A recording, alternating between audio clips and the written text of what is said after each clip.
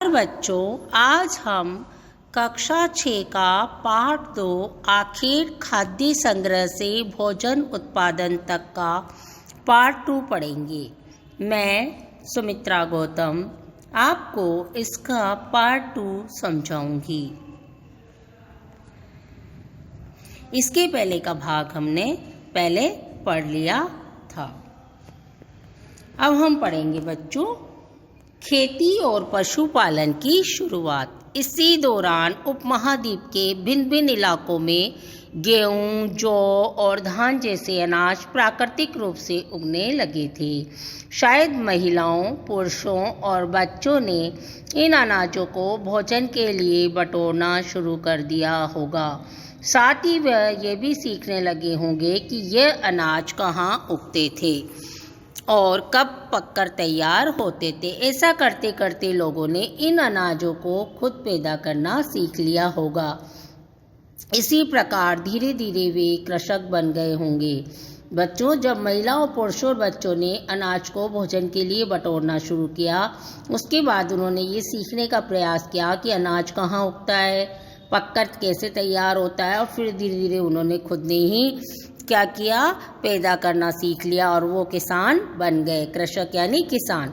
इसी तरह लोगों ने अपने घरों के आसपास चारा रखकर जानवरों को आकर्षित कर उन्हें पालतू बनाया होगा। जानवरों को पालतू कैसे बनाया होगा बच्चों, कि अपने घर के आसपास उन्होंने चारा रखा होगा, फिर जानवर खाने आए होंगे, फिर धीरे धीरे रोज खाने आए होंगे और इस तरह उन्होंने उनको पालतू बना लिया। सबसे पहले जिस जंगली जानवर को पालतू बनाया गया वो कुत्ते का जंगली पूर्वज था। धीरे धीरे लोग भेड़, बकरी, गाय और सुअर जैसे जानवरों को अपने घरों के नज़दीक आने को उत्साहित करने लगे।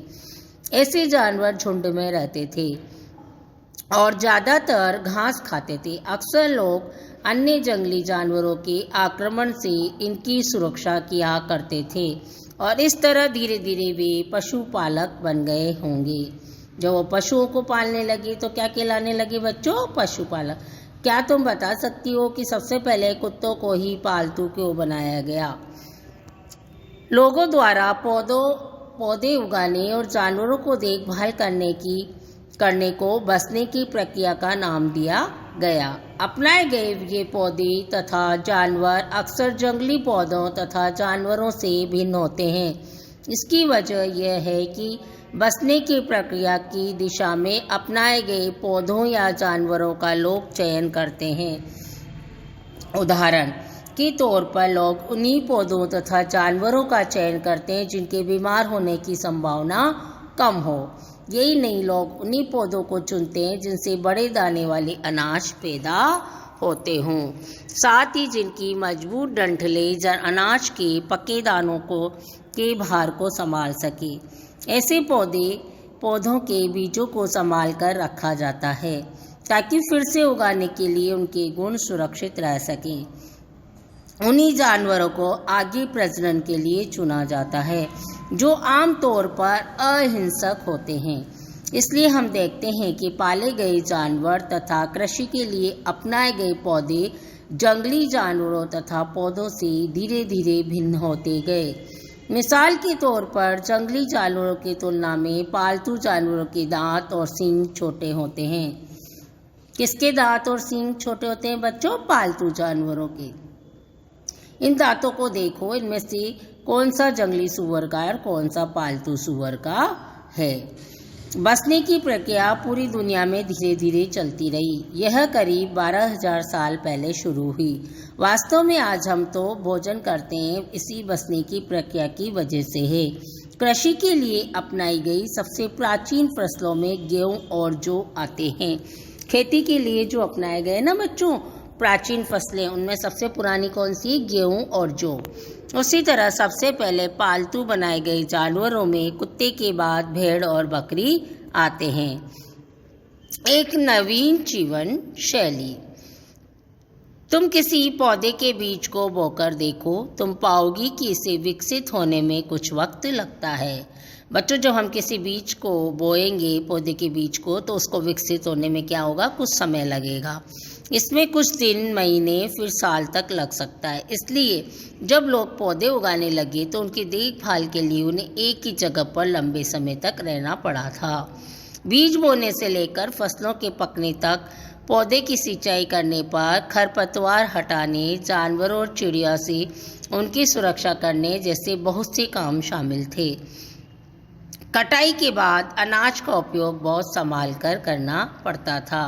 अनाज को भोजन और बीज दोनों ही रूपों में बचाकर रखना आवश्यक था। इसलिए लोगों को इसके भंडारण की बात सोचनी पड़ी। लोगों ने सोचा कि बीज के लिए भी बचाना पड़ेगा, तो उन्होंने फिर क्या करा कि इसका भंडारण की बात सोची। बहुत से इलाकों में लोगों ने मिट्टी के बड़े बड़े बर्तन बनाए, टोकरियां बुनी या फिर जमीन में गड्ढा खोदा। क्या तुम्हें लगता है कि शिकारी या भोजन संग्रह करने वाले बर्तन बनाते और उनका उपयोग करते होंगे? अपने जवाब का कारण बताइए। जानवर चलते फिरते खाद्य भंडार। जानवर बच्चे देते हैं जिससे उनकी संख्या बढ़ती है। अगर जानवरों की देखभाल की जाए तो उनकी संख्या बढ़ती ही है। साथ ही उनसे दूध भी प्राप्त होता है जो भोजन का एक अच्छा स्रोत है। यही नहीं, जानवरों से हमें मांस भी मिलता है। दूसरे शब्दों में पशुपालन भोजन के भंडारण का एक तरीका है। भोजन के अतिरिक्त जानवरों से क्या क्या मिल सकता है? आज जानवरों का उपयोग किस लिए होता है? आओ आरंभिक कृषकों और पशुपालन के बारे में पता करें। मानचित्र जो 2 दे रखा है पृष्ठ संख्या 13 पर, उसमें देखना बच्चों कि क्या तुम्हें कई नील वर्ग दिख रहे हैं। पता है इनमें से प्रत्येक बिंदु उस जगह को दर्शाता है जहां पुरातत्वविदों को शुरुआती कृषकों और पशुपालन के होने के साक्ष्य मिलते हैं। ये पूरे उपमहाद्वीप में पाए गए हैं। इनमें सबसे महत्वपूर्ण पश्चिमोत्तर क्षेत्र में, आधुनिक कश्मीरी में और पूर्वी तथा दक्षिणी भारत में पाए गए हैं। वास्तव में ये निर्दिष्ट स्थान कृषकों और पशुपालन की बस्तियां थीं। यहाँ नहीं, इसे जांचने के लिए वैज्ञानिक खुदाई में मिले पौधों और पशुओं की हड्डियों के नमूनों का अध्ययन करते हैं। इनमें से सबसे रोचक जले हुए अनाज के दानों के अवशेष हैं। ऐसा लगता है कि गलती से या फिर जानबूझकर जलाए होंगे। वैज्ञानिक इन अनाज के दानों की पहचान कर सकते हैं। इस तरह हमें पता चलता है कि इस उपमहाद्वीप के विभिन्न भागों में बहुत सारी फसलें उगाई जाती रही होगी। वैज्ञानिक विभिन्न जानवरों की हड्डियों की भी पहचान कर सकते हैं। स्थायी जीवन की ओर, पुरातत्वविदों को कुछ पुरास्थलों पर झोपड़ियों और घरों के निशान भी मिले हैं। जैसे बुर्ज होम, वर्तमान कश्मीर के लोग गड्ढे के नीचे घर बनाते थे जिन्हें गर्तवास कहा जाता है। बच्चों, गर्तवास किसे कहा जाता है? लोग गड्ढे के नीचे जो घर बनाते थे, और ये कहाँ बनाते थे? बुर्ज होम यानी वर्तमान कश्मीर में। इनमें उतरने के लिए सीढ़ियां होती थी। इससे उन्हें ठंड के मौसम में सुरक्षा मिलती होगी। पुरातत्वविदों को झोपड़ियों के अंदर और बाहर दोनों स्थानों पर आग जलाने की जगह मिली है। ऐसा लगता है कि लोग मौसम के अनुसार घर के अंदर या बाहर खाना पकाते होंगे। बहुत सारी जगहों से पत्थर के औजार भी मिले हैं। इनमें से कई ऐसे भी हैं जो पुरापाषाण युगीन उपकरणों से भिन्न हैं। इसलिए इन्हें नवपाषाण युग माना जाता है। इनमें वे औजार भी हैं जिनकी धार को अधिक पैना करने के लिए पॉलिश चढ़ाई जाती है। औखली और मुसल प्रयोग अनाज वनस्पतियों से प्राप्त अन्य चीजों को पीसने के लिए किया जाता है। आज हजारों साल भी औखली और मुसल का उपयोग अनाज पीसने के लिए किया जाता है। इसी तरह प्राचीन प्रस्तर युगीन औजारों का निर्माण प्रयोग लगातार होता रहा। कुछ औजार हड्डियों से भी बनाए जाते हैं। नवपाषाण युग के पुरास्थलों में कई प्रकार के मिट्टी के बर्तन मिले हैं। कभी कभी इन पर अलकरण करने भी किया जाता था। बर्तनों का उपयोग चीजों को रखने के लिए किया जाता था। धीरे धीरे लोग बर्तनों का प्रयोग खाना बनाने के लिए करने लगे। पहले तो क्या काय के लिए करते थे बच्चों? उसमें चीजें रखते थे। फिर धीरे धीरे बर्तनों का उपयोग खाना बनाने के लिए करने लगे।